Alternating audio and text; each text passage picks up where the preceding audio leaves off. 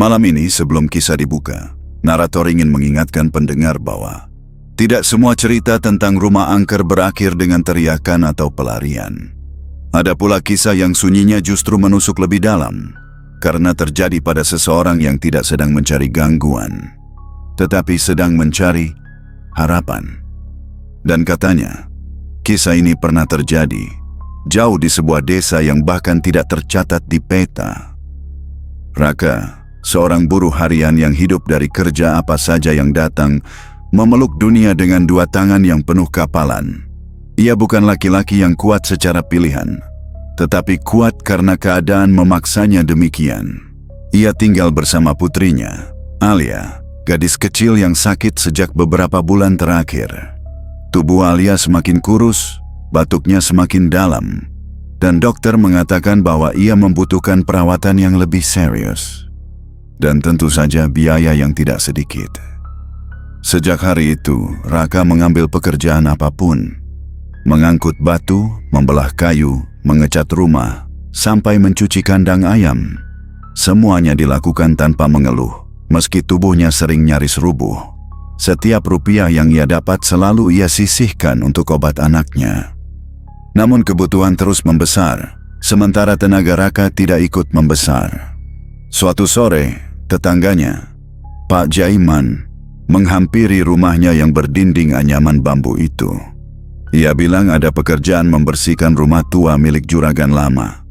Pekerjaannya ringan, hanya 3 hari, namun bayarannya sangat besar, hampir mustahil untuk pekerjaan sebegitu sederhana. Raka tidak bertanya mengapa bayaran itu begitu tinggi. Ia juga tidak bertanya mengapa tidak ada orang lain yang mau melakukannya. Dalam benaknya hanya ada satu hal, Alia harus sembuh. Tetapi narator tahu apa yang tidak diketahui Raka malam itu. Rumah yang ditawarkan bukan sekadar rumah tua. Rumah itu sudah lama kosong, terlalu lama. Dan bagi warga sekitar, rumah itu bukan rumah yang seharusnya ditempati lagi oleh siapapun yang masih bernafas. Pagi berikutnya, setelah memastikan Alia tertidur pulas, Raka berangkat menuju alamat yang diberikan Pak Jaiman. Jalan desa yang biasanya ramai tiba-tiba terasa lebih lengang dari biasanya. Beberapa warga yang melihatnya hanya saling pandang, seolah tahu kemana langkah kakinya menuju, namun tidak satu pun yang berani menegur. Ada sesuatu dalam diam itu yang membuat udara pagi terasa lebih berat. Rumah yang dimaksud berada di ujung desa, berdiri besar namun dibiarkan layu dimakan usia. Dindingnya berlumut, catnya mengelupas, dan halaman depannya dipenuhi daun kering yang berserakan seperti tidak pernah tersentuh sapu selama bertahun-tahun. Pagar besinya berderit pelan saat Raka mendorongnya, seolah memprotes kedatangan tamu yang tak diundang. Di atas pilar gerbang, papan nama tua masih menggantung miring, bertuliskan Keluarga Wirasentana. Raka mengusap tengkuknya yang dingin. Angin pagi di luar seharusnya hangat, tetapi begitu ia melangkah masuk ke halaman rumah, udara berubah lebih lembab dan dingin, seperti berada di bawah bayang pepohonan raksasa. Ia mengetuk pintu 3 kali. Tidak ada jawaban. Saat ia hendak mengetuk lagi, pintu itu terbuka sendiri perlahan, berderit panjang, seperti ada tangan tak terlihat yang mendorongnya dari dalam.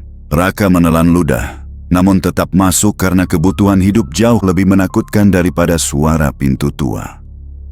Di ruang tamu, ia melihat seorang lelaki tua berdiri. Rambutnya putih tipis, kulitnya pucat, matanya cekung namun bersinar lembut. Lelaki itu memperkenalkan diri sebagai Tuan Wirasentana. Suaranya tenang dan sopan, seolah ia menerima tamu setiap hari, meski rumah ini seperti tidak pernah dihuni. Tuan Wirasentana memberikan instruksi sederhana. Bersihkan rumah, rapikan perabot, dan jangan masuk kamar paling ujung. Selain itu, jangan bekerja setelah maghrib. Katanya, demi kebaikan sendiri. Raka mengangguk tanpa banyak bertanya. Ia hanya ingin menyelesaikan pekerjaan dan menerima bayaran. Namun narator melihat apa yang tidak bisa dilihat oleh mata manusia biasa.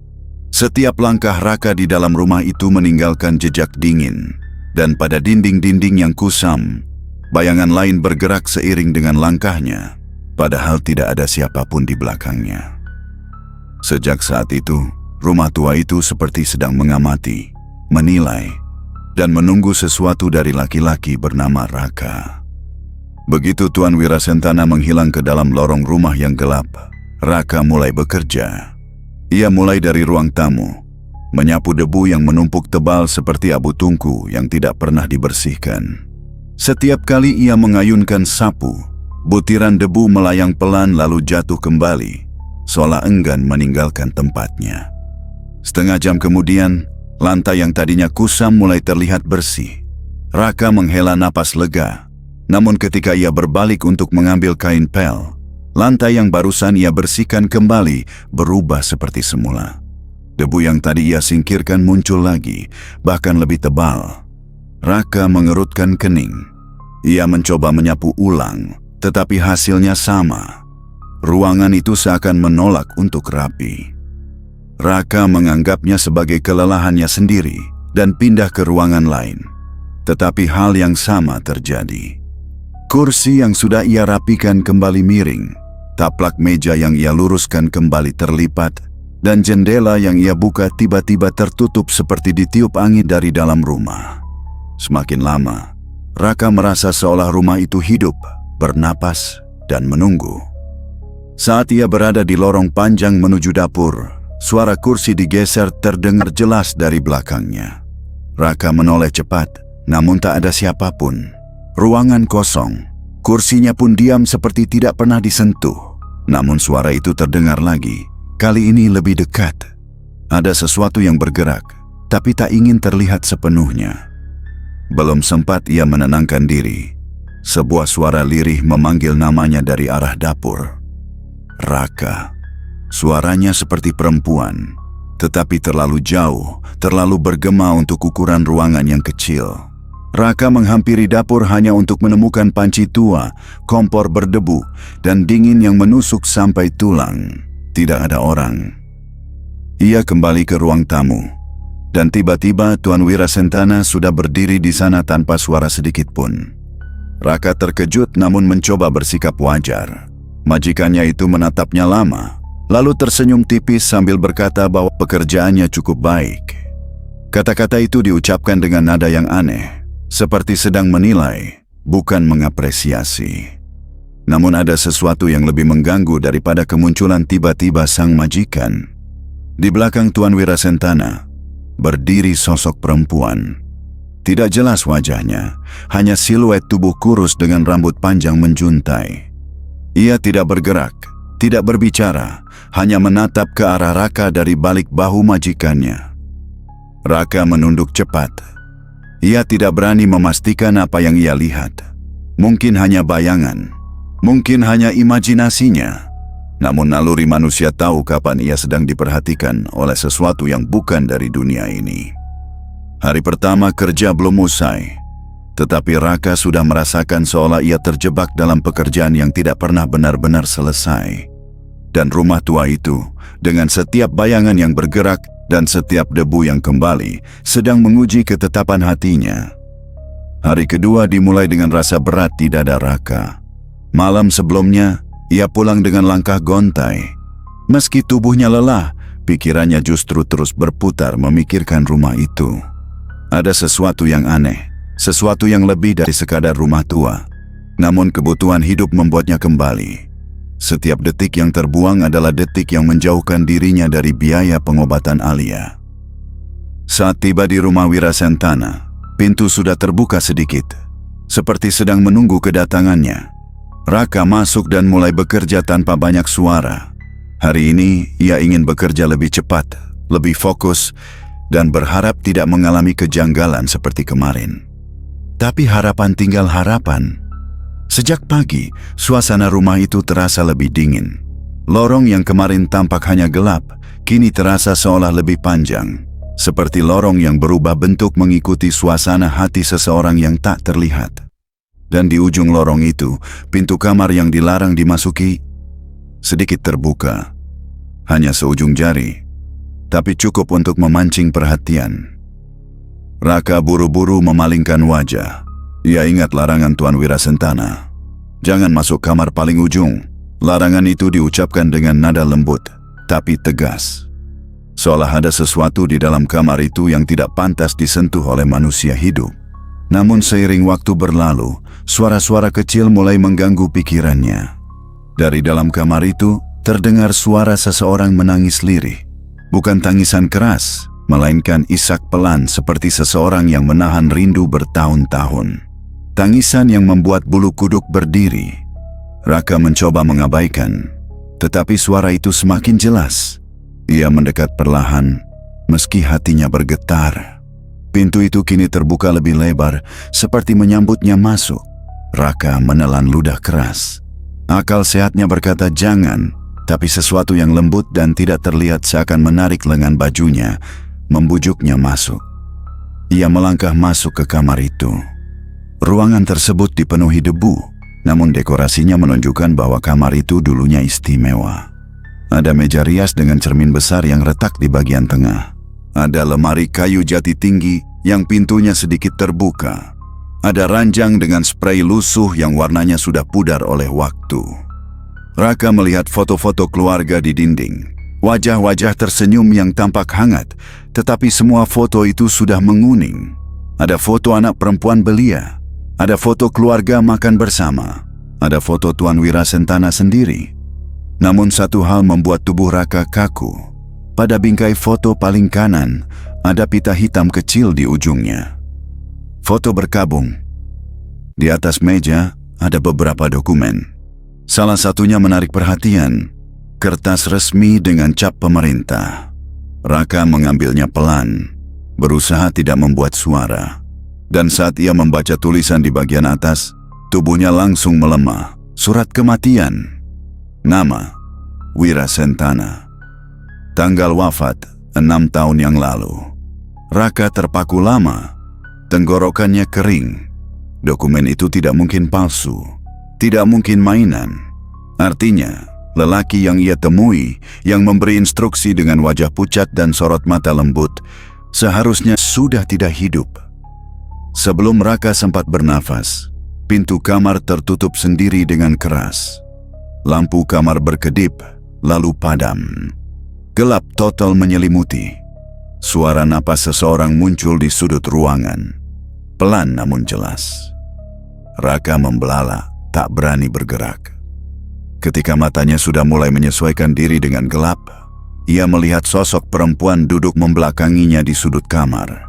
Rambut panjang menjuntai, bahunya berguncang seperti sedang menangis. Raka ingin lari, tapi kakinya tak bisa digerakkan. Suara isak perempuan itu semakin jelas. Perlahan, ia menolehkan kepala, namun tidak terlalu jauh. Ia tidak ingin melihat wajahnya. Tiba-tiba perempuan itu berhenti menangis, sunyi. Lalu dengan suara yang tidak berasal dari tenggorokan manusia manapun, ia berbisik lirih dari arah belakang punggungnya. Dia tidak jahat, dia hanya menunggu pekerja yang jujur. Raka membeku, tidak tahu harus percaya apa. Namun tubuhnya akhirnya dapat bergerak setelah suara itu menghilang begitu saja, seperti ditelan udara. Ia meraba pintu dalam gelap, mendorongnya hingga terbuka, lalu berlari keluar kamar tanpa menoleh. Di luar, semua ruangan terasa lebih dingin dari sebelumnya. Lebih sepi, lebih menunggu. Larangan telah dilanggar, dan rumah itu kini mengawasinya dengan cara yang berbeda. Raka keluar dari rumah itu dengan napas terengah, seperti baru saja berenang melawan arus sungai deras. Tubuhnya gemetar, dan keringat dingin menempel di pelipis. Jalanan tanah di depan halaman rumah terasa lebih nyata, lebih aman dibanding udara lembab yang tadi hampir menelan dirinya di dalam kamar terlarang itu. Ia tidak ingin kembali, tidak ingin sekalipun menatap rumah itu lagi. Namun langkah kakinya goyah, dan ia memutuskan duduk sejenak di bawah pohon mangga tua tak jauh dari pagar. Di sana ia mencoba mengatur napas sambil menggenggam kepala, berusaha menenangkan pikirannya yang berserakan. Tidak lama kemudian, seorang perempuan paruh baya lewat. Ia membawa keranjang belanja dari warung dekat sana. Tatapannya tertuju pada wajah pucat Raka. "Kamu dari rumah itu?" tanyanya dengan suara rendah, seakan takut rumah itu mendengarnya. Raka tidak menjawab. Ia hanya mengangguk pelan. Perempuan itu langsung mundur setengah langkah. Ekspresi wajahnya berubah menjadi cemas bercampur takut. Astagfirullah. Nak, jangan masuk ke situ lagi. Itu rumah orang meninggal. Sudah lama kosong. Tidak ada yang tinggal di sana. Raka menelan ludah. Kata-kata itu terasa seperti memastikan apa yang sudah ia lihat dengan mata kepala sendiri. Beberapa warga lain yang lewat ikut berhenti. Mereka saling pandang, lalu mengerubungi Raka. Suasana menjadi sunyi, hanya suara angin yang menyelinap di sela-sela daun mangga. Saya bertemu Tuan Wirasentana, kata Raka dengan suara bergetar. Dia yang menyuruh saya bekerja. Warga yang mendengar itu langsung terdiam. Wajah mereka memucat, seperti mendengar sesuatu yang tabu. Lalu seorang lelaki tua dengan tongkat, yang tampaknya paling dituakan di antara mereka, maju pelan. Ia menatap Raka lama, seakan menimbang apakah Raka sedang bercanda atau benar-benar mengalaminya. Nak, Tuan Wirasentana itu sudah meninggal, katanya lirih. 6 tahun yang lalu, keluarganya juga meninggal tidak lama setelahnya. Rumah itu sudah tidak berpenghuni. Raka menghela napas panjang, seakan seluruh udara di paru-parunya keluar bersama kenyataan yang baru ia dengar. Tapi saya melihatnya. Saya berbicara dengannya. Tukas Raka cepat, mencoba memastikan bahwa ia tidak berhalusinasi. Lelaki tua itu menepuk pundaknya pelan. Bukan kau saja, Nak. Sudah beberapa orang pernah mengaku melihatnya, tapi tidak semua berani bertahan lama. Rumah itu seperti mencari seseorang, kadang memanggil, kadang mendorong orang pergi, tapi belum pernah ada yang bertahan lebih dari sehari. Wajah Raka semakin pucat. Ia merasakan bulu kuduknya berdiri lagi.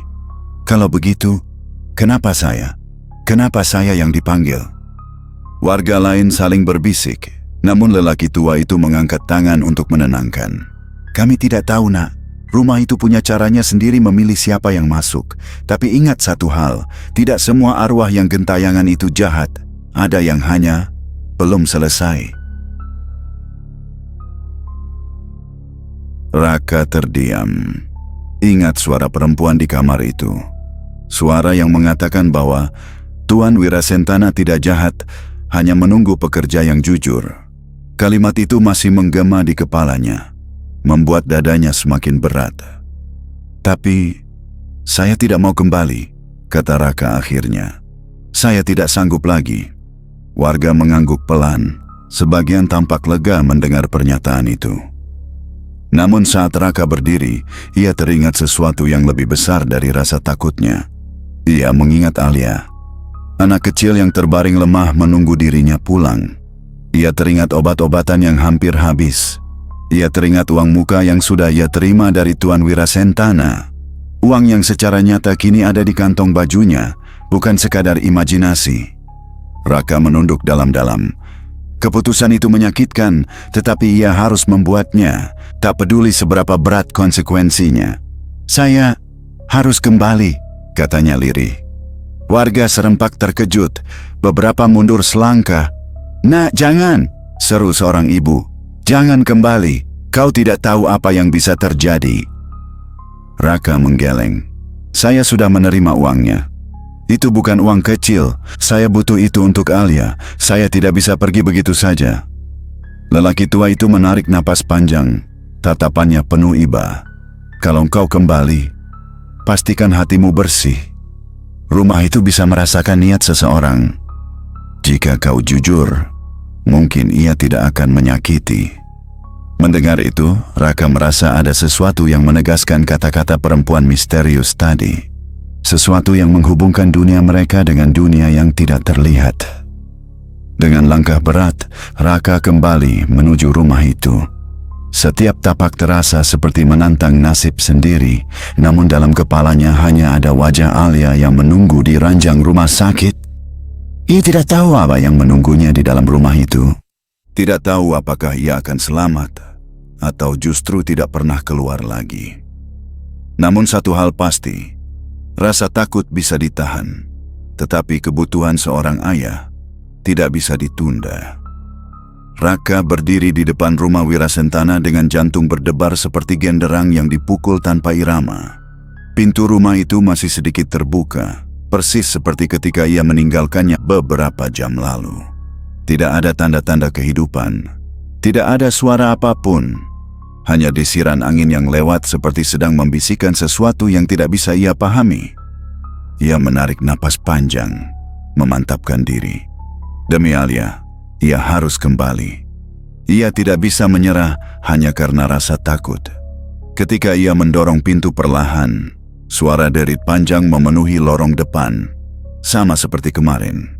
Suara yang membuat bulu kuduk berdiri, namun kini terasa seperti sapaan dari sesuatu yang sudah mengenalnya. Begitu masuk, rumah itu terasa lebih dingin, lebih sunyi. Udara seolah padat, menekan, seperti sedang menilai dirinya. Raka menatap ke arah lorong. Tidak ada Tuan Wirasentana yang menyambut seperti kemarin. Tidak ada bayangan perempuan, hanya rumah tua yang tampak menahan napas. Raka mulai bekerja. Ia membersihkan meja, menyapu lantai, dan mengangkat kain-kain tua yang berjamur. Namun seperti sebelumnya, pekerjaan itu tampak sia-sia. Debu muncul kembali, kursi berubah posisi, dan suara-suara samar mengikuti setiap gerakannya. Kali ini lebih jelas, lebih dekat. Saat jam menunjukkan waktu senja, Raka sadar ia belum makan sejak pagi. Ia duduk di tangga kayu dekat lorong, mencoba menenangkan diri. Ia menatap cahaya oranye dari jendela yang mulai meredup. Larangan Tuan Wirasentana terlintas di kepalanya. Jangan bekerja setelah maghrib. Namun pekerjaan belum selesai.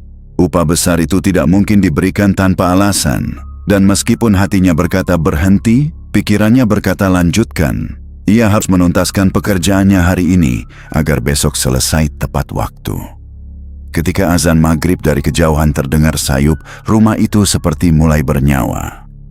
Lampu gantung di ruang tamu bergoyang pelan meski tidak ada angin. Tirai jendela berkibar, bukan tertiup dari luar, tapi dari dalam. Di lorong, bayangan panjang muncul seolah ada seseorang berjalan menuju Raka, tetapi tidak ada orang yang terlihat. Raka berdiri dengan tangan gemetar. Lalu suara yang lembut namun menembus tulang terdengar dari belakangnya. Suara yang ia kenal. "Kau masih di sini, Nak?"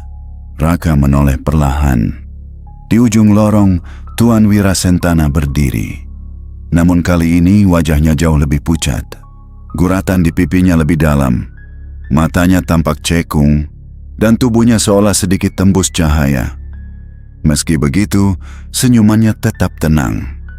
"Maafkan saya belum selesai," kata Raka lirih, mencoba menjaga sikap seperti ketika berhadapan dengan atasan manusia. Tuan Wirasentana melangkah pelan mendekat. Tidak ada suara langkah, tidak ada bayangan mengikuti. Hanya tubuh yang bergerak dan udara sekitar yang turun suhunya beberapa derajat. "Tidak apa," balasnya pelan. "Kau tetap bekerja meski takut. Itu sudah lebih dari cukup." Raka menelan ludah. "Tapi, mengapa saya? Kenapa saya yang dipilih untuk bekerja di rumah ini?" Tuan Wirasentana tidak langsung menjawab. Ia menatap ruangan sekeliling seolah melihat masa lalu yang tidak bisa dilihat manusia lain. "Rumah ini pernah dijaga oleh orang-orang yang jujur dan setia. Tapi setelah keluarga kami pergi, rumah ini kehilangan penjaganya." Raka mengerutkan kening, tidak mengerti. "Kami tidak bisa tenang," lanjut sang majikan, "karena masih ada amanah yang tertinggal di sini. Sesuatu yang tidak bisa dibawa oleh orang mati." Raka merasakan tengkuknya menyengat dingin. "Amanah? Apa?" Tuan Wirasentana menghela napas. Suara itu terdengar seperti angin yang berhembus melewati gundukan tanah. "Amanah kebaikan, Nak. Rumah ini dulu tempat berlindung orang-orang miskin, tempat makan bagi yang kelaparan, tempat singgah bagi yang tersesat. Setelah kami tidak ada, rumah ini tidak boleh berubah menjadi tempat ketakutan. Ia harus kembali menjadi tempat kebaikan, tapi tidak ada manusia yang bertahan cukup lama sampai kau datang." Perkataan itu membuat dada Raka terasa sesak. Ia tidak menyangka Dari semua alasan yang ia pikirkan, justru alasan itu yang paling masuk akal. Rumah ini bukan sekadar angker, rumah ini sedang mencari pewaris niat baik keluarga yang sudah meninggal. Namun sebelum ia sempat bertanya lagi, suasana berubah. Lampu-lampu berkedip, suhu ruangan turun lebih ekstrim. Dari arah kamar ujung, suara langkah pelan terdengar. Ritmis, hati-hati, namun mendekat seperti sedang memeriksa apakah semua berjalan sesuai kehendak. Sosok perempuan yang ia lihat kemarin muncul dari balik kegelapan lorong. Rambut panjangnya menjuntai, wajahnya tetap tidak terlihat, namun auranya jauh lebih jelas. Ia tidak melayang atau membuat gerakan tidak wajar.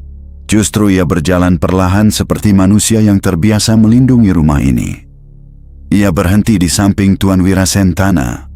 Raka mundur setengah langkah, tetapi perempuan itu mengangkat tangan tipisnya seolah menenangkan. "Kau tidak perlu takut," ucapnya. Suara perempuan itu sama seperti bisikan yang Raka dengar kemarin. Namun kali ini tidak serendah bayangan.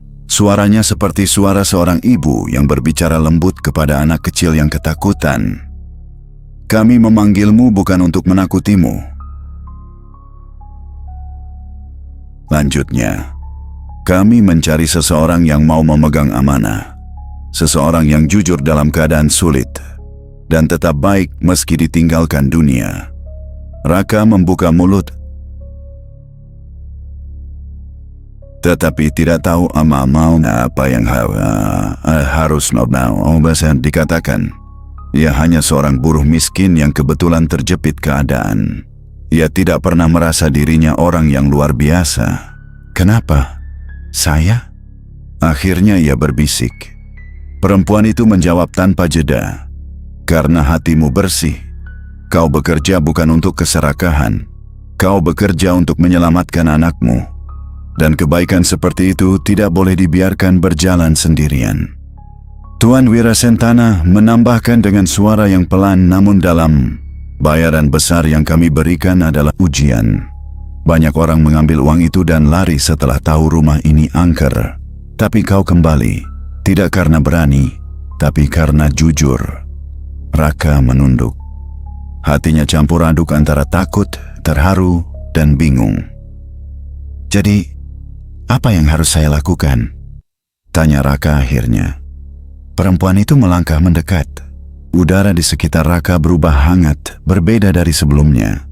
"Rawat yang tertinggal," jawabnya. "Rawat kebaikan ini, dan biarkan rumah ini hidup kembali dalam hati manusia yang membutuhkan." Raka tidak sepenuhnya mengerti, tetapi ia tahu satu hal. Ia telah melangkah terlalu jauh untuk mundur. Apapun arti amanah itu, ia harus menerimanya. Dan malam itu, ketika maghrib telah lewat dan rumah itu mulai memantulkan bayangan-bayangan dari masa lalu, Raka sadar bahwa alasan rumah ini memanggilnya bukan karena ia pekerja paling kuat atau paling terampil, tetapi karena ia adalah pekerja paling tulus yang tersisa. Malam semakin pekat, dan rumah Wirasentana semakin tampak seperti ruang yang berdiri di antara dua dunia. Setelah pengakuan tentang amanah dan alasan pemanggilan, Raka berdiri kaku di tengah ruang tamu. Tubuhnya masih menggigil, tetapi ada sesuatu dalam suaranya sendiri saat ia berkata, "Apa yang harus saya lakukan?" Yang membuat rumah itu berubah. Udara yang sebelumnya menekan kini terasa lega, seolah rumah itu sendiri sedang menghela napas panjang. Tuan Wirasentana memandang Raka lama, seakan sedang menilai apakah ia benar-benar siap menerima hal yang bahkan manusia paling berani pun belum tentu sanggup memikul. Sorot matanya terlihat sayu, namun penuh harapan. Sementara perempuan misterius di sampingnya berdiri tegak dengan wajah yang tetap tidak terlihat, tetapi aura yang kini terasa jauh lebih hangat. "Kau sudah melakukan lebih banyak daripada yang bisa kami minta," kata Tuan Wirasentana akhirnya. "Tapi sebelum amanah itu diturunkan, ada sesuatu yang harus kau ketahui." Raka mengangguk pelan, meski jantungnya berdebar tak karuan. Apa itu?" Tuan Wirasentana mengangkat tangannya, dan tiba-tiba ruangan di belakang mereka berubah. Bukan berubah bentuk, tetapi berubah suasana. Seperti ada tirai tipis yang ditarik, mengungkapkan bayangan masa lalu yang tidak bisa dilihat mata manusia.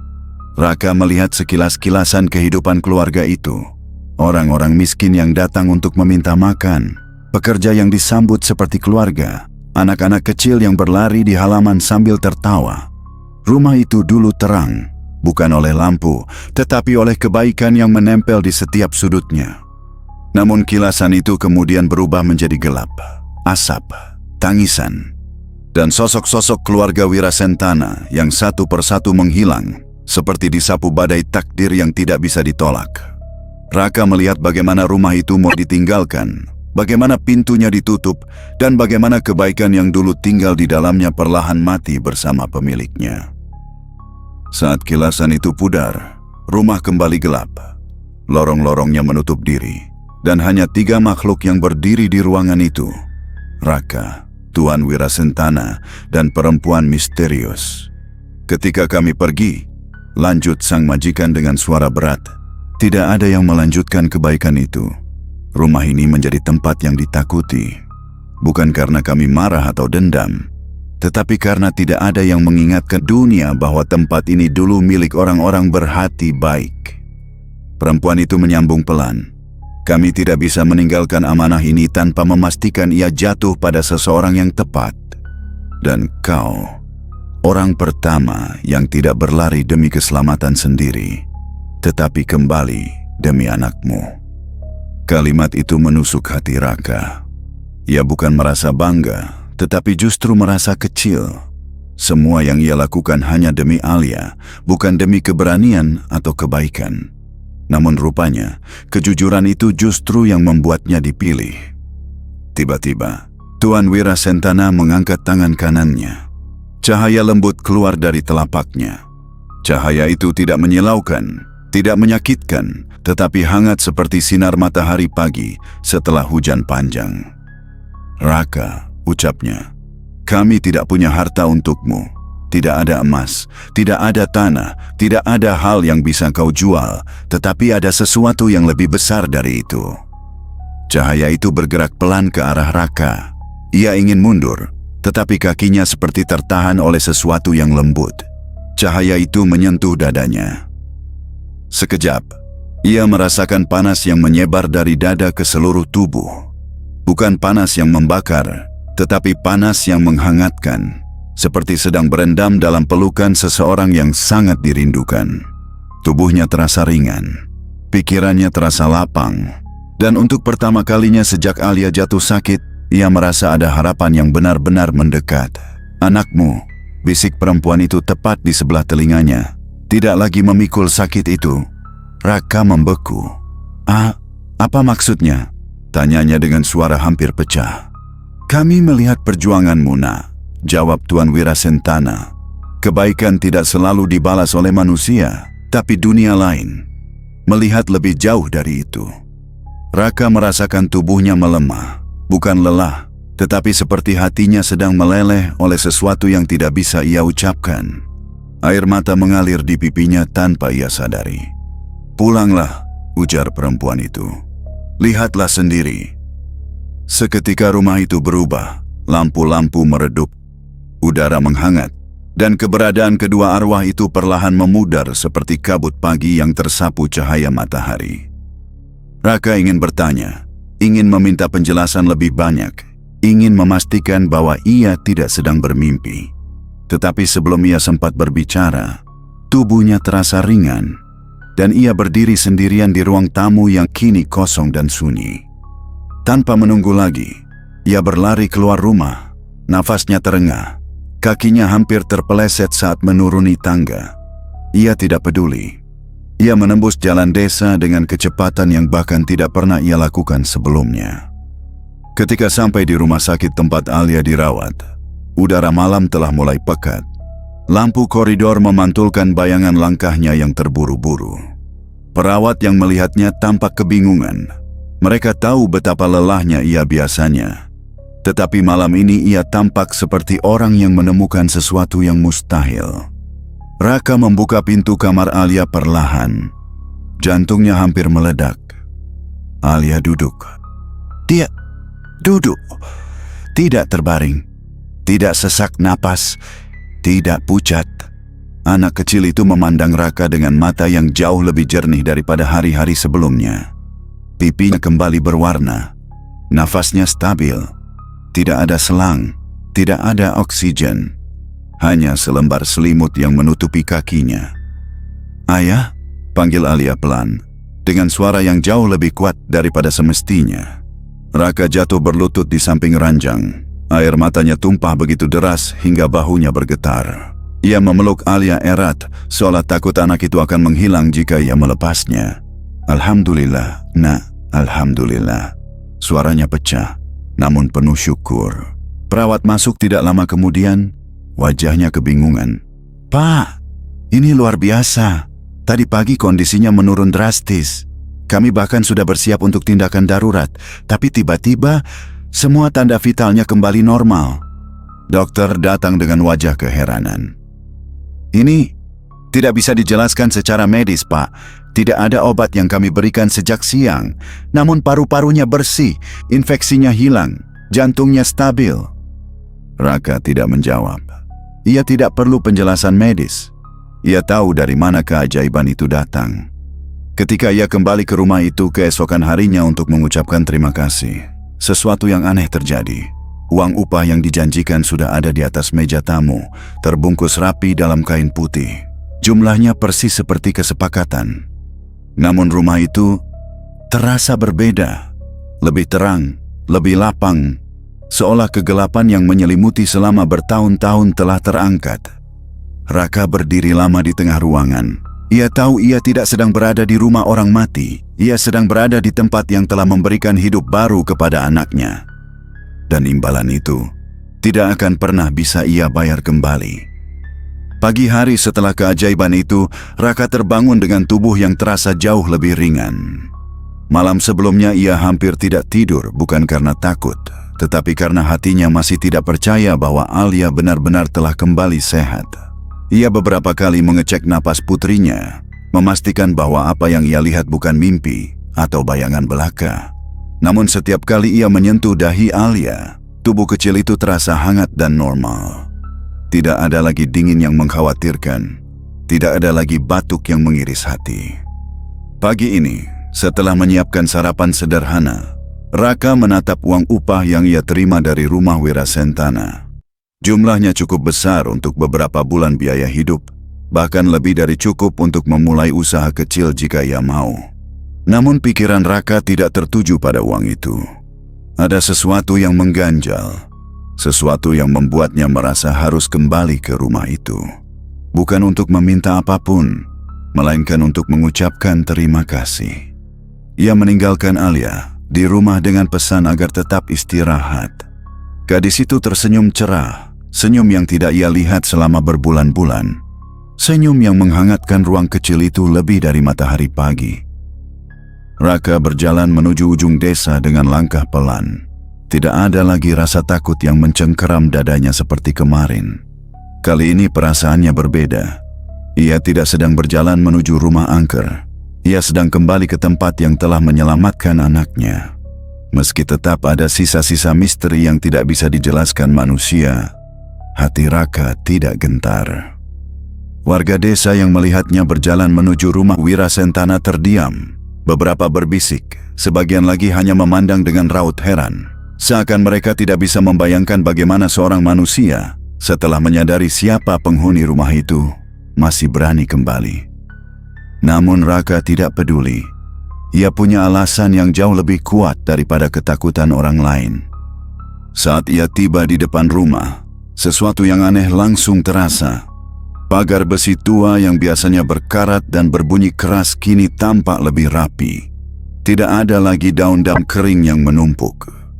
Jalan setapak menuju pintu depan bersih, seolah baru disapu seseorang pagi ini. Padahal tidak seorang pun manusia yang berani mendekat ke rumah itu sejak bertahun-tahun lalu. Ketika Raka berdiri di depan pintu, ia mengharapkan pintu itu terbuka sendiri seperti sebelumnya. Namun pintu itu tetap tertutup rapat, diam. Tidak lagi menunjukkan tanda-tanda kehidupan gaib. Dengan hati-hati, ia mengangkat tangan dan mengetuk pelan. Suaranya terdengar normal, tidak bergema aneh seperti sebelumnya. Tidak ada yang menjawab. Ia mencoba lagi, sedikit lebih keras. Tetap tidak ada jawaban. Akhirnya, ia memberanikan diri memutar gagang pintu. Pintu itu berdecit pelan, tetapi tidak seram. Lebih seperti rumah yang baru saja selesai direnovasi. Raka melangkah masuk. Dan di sanalah ia melihatnya. Rumah itu berubah. Tidak ada lagi debu tebal, tidak ada lagi jaring laba-laba menggantung. Lantai yang dulu seakan menolak dibersihkan kini bersinar samar meski tanpa cahaya lampu. Ruang tamu tertata rapi, kursi-kursi kayu kembali pada tempatnya. Dan meja tua yang dulu lapuk kini terlihat seperti baru saja dilap dengan minyak kayu. Namun hal paling mencolok bukanlah kebersihan itu, melainkan keheningan. Keheningan yang bukan keheningan hampa, melainkan keheningan damai. Seperti rumah yang akhirnya bisa beristirahat setelah waktu yang sangat panjang. Raka menutup pintu perlahan dan berdiri di tengah ruangan. Ia memanggil pelan. Tuan Wirasentana, saya kembali untuk mengucapkan terima kasih. Suaranya bergema lembut, tapi tidak ada balasan. Ia melangkah masuk ke lorong. Biasanya lorong itu terasa seperti menelan cahaya, tetapi kali ini lorong itu terasa terang, seolah sinar matahari dari jendela masuk tanpa halangan. Dinding yang dulu lembab tampak kering. Udara yang dulu dingin kini hangat. Namun ada satu hal yang masih sama. Aroma samar bunga kenanga, aroma lembut yang tidak pernah benar-benar hilang sejak pertama kali ia masuk ke rumah itu. Di atas meja ruang tamu, Raka melihat secari kertas. Bukan kertas tua seperti dokumen-dokumen dalam kamar terlarang, tetapi kertas bersih yang seolah baru ditulis tadi pagi. Ia melangkah mendekat dan mengambilnya perlahan.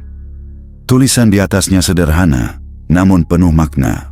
Jika suatu hari ada orang tersesat mencari bantuan, bukalah pintu seperti kami membukakan pintu untukmu. Raka terdiam lama. Kata-kata itu membuat dadanya hangat. Ia sadar, amanah yang disebutkan Tuan Wirasentana bukan tentang menjaga rumah fisik. Rumah itu hanyalah simbol. Amanah itu adalah kebaikan. Kebaikan yang harus diteruskan, agar warisan keluarga ini tidak hilang begitu saja. Ketika ia meletakkan kertas itu kembali, tiba-tiba rumah bergetar halus. Tidak seperti gempa, tetapi seperti sebuah napas panjang yang dihembuskan oleh sesuatu yang telah lama menahan napas. Pandangannya beralih ke dinding. Foto-foto keluarga Wirasentana masih tergantung, namun kali ini terlihat lebih jelas, seolah ada cahaya tipis yang menyelimutinya. Foto Tuan Wirasentana, istrinya, dan anak perempuan mereka tampak tersenyum lebih hangat daripada sebelumnya. Raka menunduk hormat. Ia tidak tahu apakah mereka masih mendengar, tetapi ia merasa mereka masih berada di dekatnya, mengawasi dengan cara yang tidak terlihat. Terlebih lagi, rumah itu mulai memudar. Tidak langsung hilang, tetapi transparan, seperti kabut yang terkena cahaya. Raka mengedipkan mata berkali-kali, memastikan ia tidak berhalusinasi. Namun setiap detik yang berlalu, warna rumah itu semakin pucat, semakin tipis. Apa yang terjadi? Gumamnya pelan. Jawaban tidak datang dari suara, tetapi dari perasaan. Rumah itu muncul hanya untuk menyelesaikan sesuatu, untuk memberikan pertolongan, untuk menyampaikan amanah, untuk mencari penerus kebaikan. Dan setelah semuanya tersampaikan, rumah itu tidak perlu lagi berada di dunia ini dengan cara yang sama. Sebelum rumah itu benar-benar hilang, sesuatu berkelebat di ujung pandangannya. Sosok perempuan, rambut panjangnya tergerai lembut, wajahnya tetap samar, tetapi gesturnya jelas. Ia menunduk sedikit, seperti mengucapkan selamat tinggal. Kemudian ia memudar bersama cahaya rumah itu. Beberapa detik kemudian, Raka berdiri di halaman kosong. Rumah itu lenyap, menyisakan rerumputan yang bergoyang pelan oleh angin pagi. Namun anehnya, Raka tidak takut. Ia merasakan kedamaian yang sulit dijelaskan. seolah rumah itu tidak pernah benar-benar hilang, hanya kembali ke tempat yang seharusnya. Ia menatap kosong ke halaman yang kini bersih, lalu menatap langit cerah. "Amanah itu akan saya jaga," bisiknya. Ia tidak tahu bagaimana ia akan melakukannya. Namun ia tahu suatu hari ketika ada seseorang yang tersesat atau membutuhkan uluran tangan atau datang dengan hati tulus, ia akan membuka pintu selebar-lebarnya. Sama seperti pintu itu dibukakan untuknya. Tahun-tahun berlalu dan kehidupan Raka berubah jauh dari yang pernah ia bayangkan.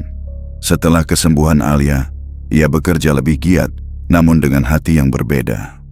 Tidak lagi sekadar bekerja demi bertahan hidup, tapi untuk membalas kebaikan yang pernah datang darinya dari dunia lain. Ia membuka jasa perbaikan rumah kecil-kecilan, memulai usaha sederhana dengan modal dari upah rumah Wirasentana. Usaha itu berkembang bukan karena ia pandai, tetapi karena orang-orang merasa nyaman bekerja dengannya. Mereka bilang Raka selalu jujur, selalu tulus, karakter yang semakin langka. Alia pun tumbuh sehat. Ia mulai bersekolah kembali, senyumnya menghidupkan rumah kecil mereka.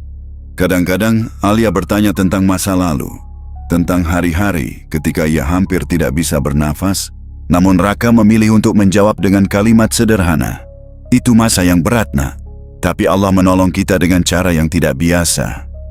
Ia tidak pernah menceritakan tentang rumah itu kepada putrinya, bukan karena takut, tetapi karena ia tahu beberapa kisah bukan untuk diceritakan, melainkan untuk dijaga sebagai pengingat. Suatu malam, ketika angin berhembus lembut dan lampu-lampu rumah sudah dimatikan, Raka duduk sendirian di teras. Ia memandangi jalan desa yang sepi.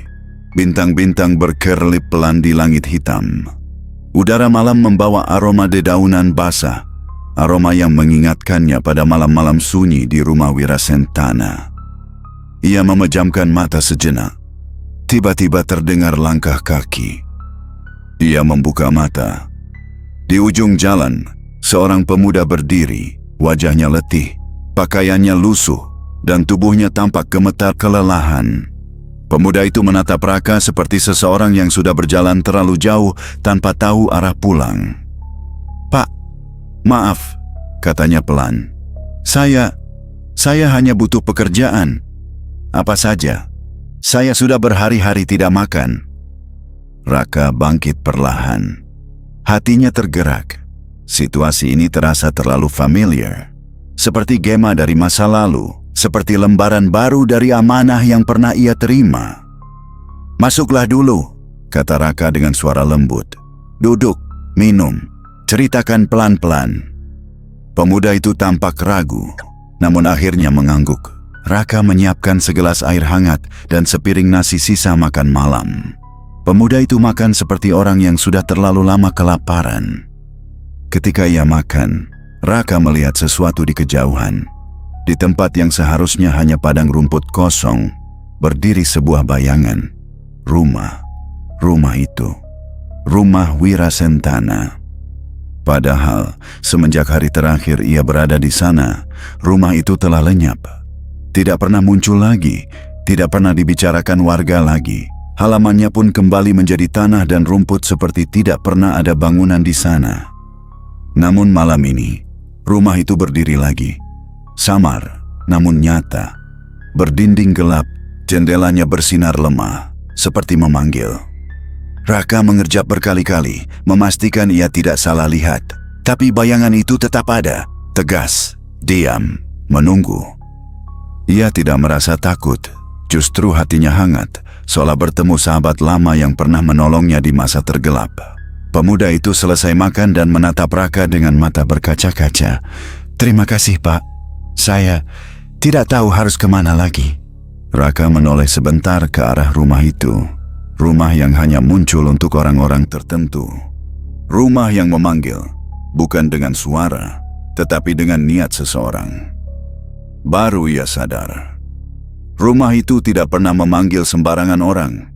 Rumah itu memanggil mereka yang tersesat, tetapi masih membawa sisa kebaikan dalam dirinya. Sama seperti dulu ketika memanggil dirinya. Ia menepuk bahu pemuda itu pelan. "Besok ikut saya kerja ya. Tidak usah pikirkan upahnya dulu. Yang penting kamu mulai lagi." Pemuda itu mengangguk, wajahnya lega, seperti baru saja diselamatkan dari jurang. Ketika Raka menatap kembali ke arah rumah Wirasentana, rumah itu sudah tidak ada. Lenyap, seperti bayangan yang kembali ke dunia asalnya setelah memastikan amanahnya diteruskan. Raka tersenyum kecil, bukan kepada siapapun, tetapi kepada keheningan malam yang terasa lebih hidup daripada sebelumnya. "Terima kasih," bisiknya. "Amanah kalian tidak akan saya biarkan mati." Malam itu, narator menutup kisah dengan satu pesan. Kebaikan tidak selalu datang dari tempat terang. Kadang, ia datang dari rumah tua yang ditinggalkan waktu, dari arwah yang tidak bisa tenang, atau dari seseorang yang sudah lama tidak dianggap dunia. Namun bagi mereka yang tulus, kebaikan akan menemukan jalan kembali. Meski harus menampakkan sebuah rumah yang hanya muncul untuk orang yang hatinya bersih.